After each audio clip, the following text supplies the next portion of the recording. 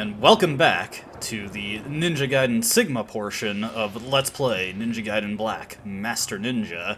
Now, I'm just going to tell you right now, this is probably going to be the last chapter for quite some time that's going to get a dedicated video to it. Later chapters, I'm probably going to be rolling multiple into one, because this is the point in the game where the changes between the two versions start to become a bit more minor and are the way you play the chapters are pretty similar throughout. There is one major change in this chapter, though, that would make such a recording session. My original plan was to roll Chapter 3, 4, and 5 into a single one. That'd be one heck of a marathon if I did that, so I'm going to do a dedicated video for this chapter, and this chapter plays it pretty close to how it was in Ninja Gaiden Black. So there's not going to be too many major changes, but there are two really big ones that are worth showing off and probably will get enough content for a singular video. Now, for the more immediate change that you probably noticed is that in Ninja Gaiden Sigma, we actually do get the supplies that are normally here on the lower difficulties in Ninja Gaiden Black. So that's a nice little bit to help us out if you did badly on the boss fight and didn't go back to buy anything from Muramasa, or even if you just are low on yellow essence, which I am definitely not at this point. Of course, one other change here is that we do not have the nunchucks in this version of the game, so I am stuck still using the Dragon Sword for a while. That is it as far as changes go for this section. I will meet you at the next big change. Alright, here's one of the lesser changes. As you can see, the main deck area has been changed in its layout, and we also have a encounter to get through while we're here. Nothing too special about this one, it's just a bunch of white MSATs really, but may as well show it off. Oh, hey, there's a black MSAT. And we'll just do that, take that guy out. Yeah, nothing too fancy about these guys. Unfortunately, it's rather boring to fight without the nunchucks, but let's head down here. The statues are still located in the same locations that they were in Ninja Gaiden Black, but let's talk a little bit about the differences with Muramasa here. As you can see, the Dragon Sword upgrade is cheaper. On the higher difficulties of Black, it is 5,000 yellow essence to upgrade the Dragon Sword, but on the normal difficulty, it's 3,000. For Ninja Gaiden Sigma, on all difficulties, it's just 3,000 essence, so that saves us a bit of money there. Can upgrade the wooden sword, of course. And we want to get our techniques here. Now, you may notice that the talk option is gone from Muramasa's shop here. That's because the talk option is mostly useless. Just a lot of fluff dialogue from Muramasa, really. He never really says anything terribly interesting. So, how do Golden Scarab rewards work in this version, then, if you can't talk to him? Whenever you reach Muramasa, you just turn them in automatically. Saves you some trouble there. As you can see, we can also buy Flying Solalo if we happen to miss it in the Ninja Fortress, so that's kind of nice. Otherwise, everything is pretty much the same here, so I'll meet you at the next major change.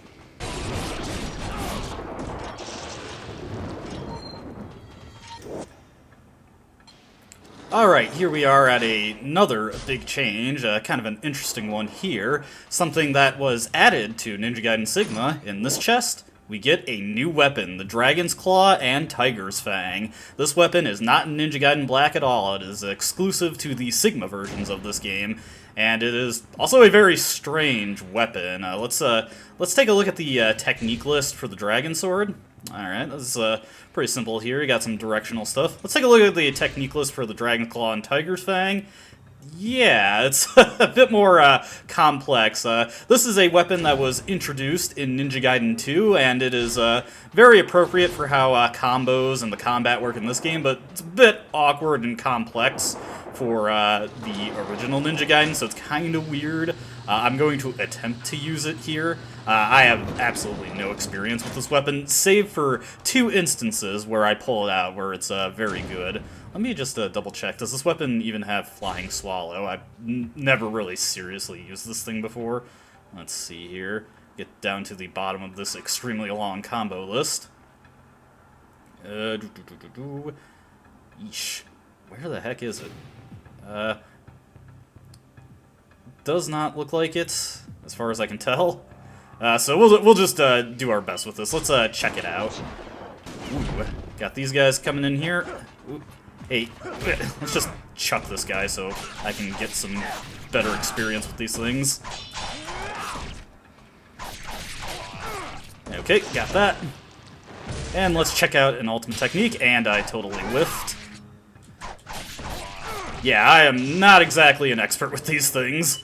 One thing we do want to do, and let's just make a safety save here, is now that we have this weapon, this is my backup save, let's bounce on over to Muramasa. We do definitely want to visit him before we get to the end of this stage, because if I remember correctly, the Dragon's Claws and Tiger Fang can immediately be upgraded to level 2, which will tremendously increase our damage, and that'll be very handy for us. Again, let's, here we go. Turning in the Golden Scarab automatically, still get the smoke bombs like we do in Black. The move list, or the reward list, is identical between the versions. Sadly, we do not get any goodies for playing on a somewhat easier version of the game. You may be figuring at this point, now that we're getting more supplies and, just have the moves at our disposal that we do in Ninja Gaiden Black. This is the part of the game where Sigma starts to just become generally easier. It is also a lot more generous with save points and shopping opportunities. Now, I've been carrying the commentary here because we actually do have a bit of a difference here. You may notice red barrels. If you've ever played a video game before, you know that red barrels explode when fired upon. Alright.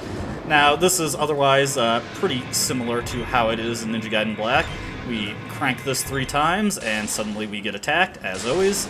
Let's see if I can't hit one of these exploding barrels. Oh, hey, actually is something worth pointing out. There's a new variety of white MSAT here. They have their own grenade launchers. They are very annoying if you don't prioritize them. As you can see, there's a Izuna drop. This is a move that will be, oof, I'm doing pretty bad here. Let's just take that guy out, and there we go. That's just what I wanted to get. Alright, I'm gonna duck out here and meet you at the next major change.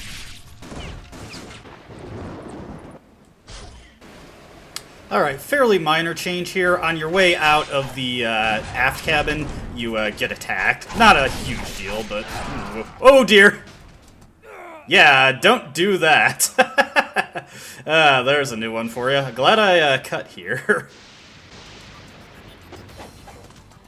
Alright, here we are at another really major change. This is probably the biggest change to this level. Now this door, if you remember, leads to the cargo area.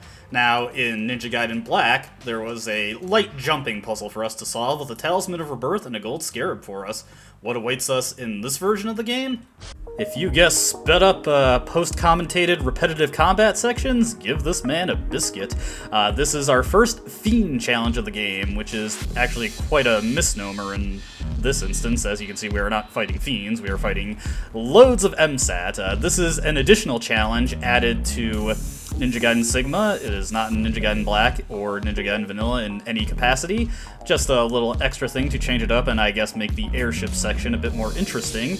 Now, the way Fiend challenges work, and I'm just going to call them that because the majority of them do involve just fighting legions of fiends, is that on each difficulty you fight a designated number of enemies, and after you defeat all of them, you get a reward. On normal mode it's 60, on hard mode it's 80, very hard 100, and of course we get the dreaded 120 fiend challenges on Master Ninja mode. Now the reason I am speeding these up and post-commentating them, and of course throwing over some nice Katana Zero music, as I feel nostalgic for that Let's Play, is these are fairly repetitive. As you can see, I am mostly spamming the same moves over and over again, just so I can safely complete these and, hey, reap some yellow essence in the process. Now, being an additional Fiend challenge to the Sigma version of Ninja Gaiden, this one is actually relatively unique compared to the other challenges you will be thrown into in this game. The major difference is that the enemies actually change in quantity as you go through the fight, as well as quality.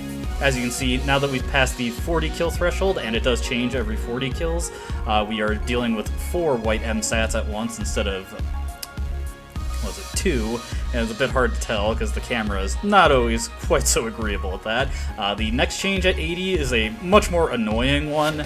It brings in black MSATs as well as a grenade launcher white MSAT. That's where this challenge gets kind of tricky and is most likely where you're going to die if you're struggling with it. But otherwise, it's not a terribly difficult challenge, and we do get a pretty sweet reward at the end of it relative to what we get in Ninja Gaiden Black, so that is kind of nice. nice. One major disadvantage to the challenge being brought in is that we do not get a Talisman of Rebirth, so I will not have that burning a hole in my inventory, as it most likely will be in Ninja Gaiden Black, during the duration of Ninja Gaiden Sigma through Chapter 4 and most likely Chapter 5 and blah blah blah blah blah. But yeah, as you can see, we are getting pretty close to the end here. This is where it gets really tricky. As you can see, there's a lot of explosions going on. You also have the much tougher black MSATs. This is where I burned through most of my potions at this point, but I was not overly worried. But yeah, we're close to the end here, so I'm gonna duck out and just let the music play for you. When we come back, we will reconvene at the reward we get for doing this.